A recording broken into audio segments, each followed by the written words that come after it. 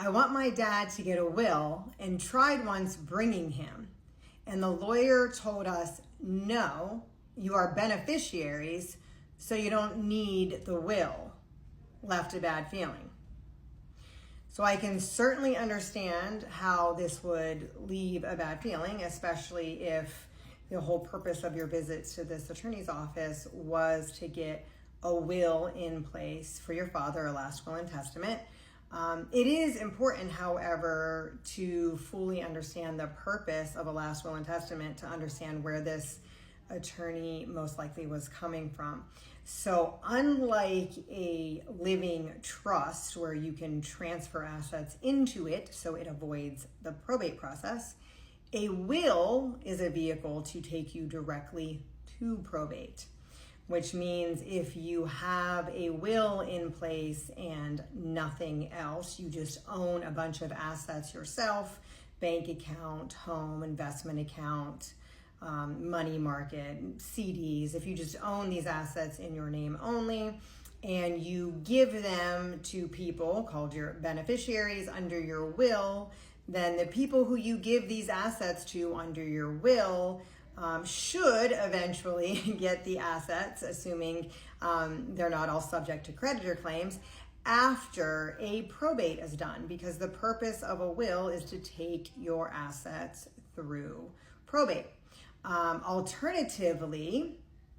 if your father in this scenario had set up all of his accounts where you and others are listed as beneficiaries or payable on death recipients, PODs, or transfer on death recipients, TODs, on everything that he owns, if his assets are set up that way, then they actually pass to you directly upon your father's death without needing to go through the probate process. So having beneficiaries on an asset means that it instantly transfers to that beneficiary upon death. Now, of course, you might have to go in and fill out some paperwork or submit some paperwork and show an ID and prove who you are and all of that, but you don't have to go through the lengthy and expensive court process called probate. Obviously, I wasn't this attorney who you met with, so I'm not certain what your dad had set up, but if he had done that, kudos to him, because that is more than what a lot of people realize they should do, meaning if you don't have a trust in place, please at least name beneficiaries on everything you own, because that is how that asset is going to avoid probate. So honestly, between if I just do a will or if I just name beneficiaries, what's going to be more beneficial to my loved ones who I want to get my stuff?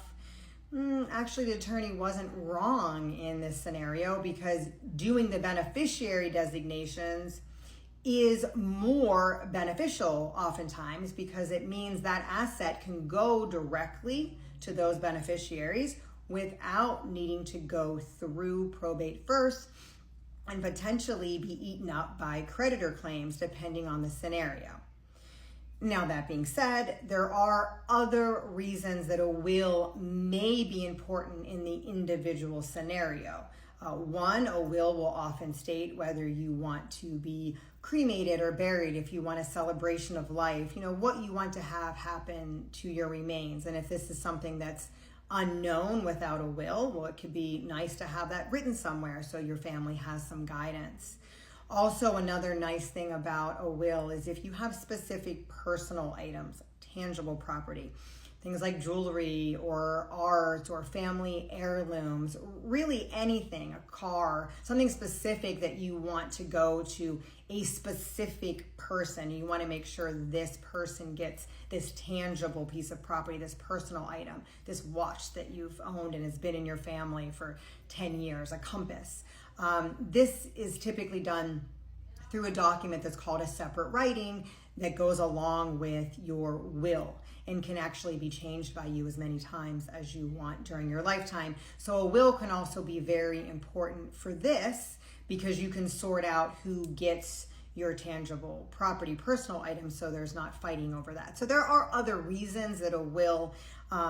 would be nice and is important and maybe shouldn't just be totally disregarded. But if we're talking about simply assets such as bank accounts, if you're here in Florida, a house, because you can put beneficiaries on your house through a ladybird deed, investment accounts, retirement accounts, all of these can list beneficiaries on them, or PODs, payable on death, TODs. And if you do that with these types of assets, institutional assets or real property here in Florida, then you do actually save your beneficiaries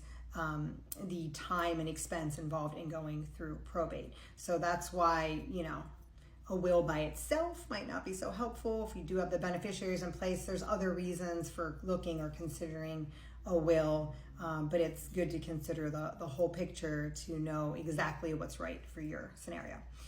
All right, I just wanted to comment on that. And if you're in Florida and you have questions on whether or not you need a will or a trust, or if beneficiary designations is enough, or any type of question about asset protection, Medicaid, probate, and you want to talk to one of our attorneys, please call into our office, atCAUSE Law Office. We're the non-stuffy attorneys, and the link is in my bio.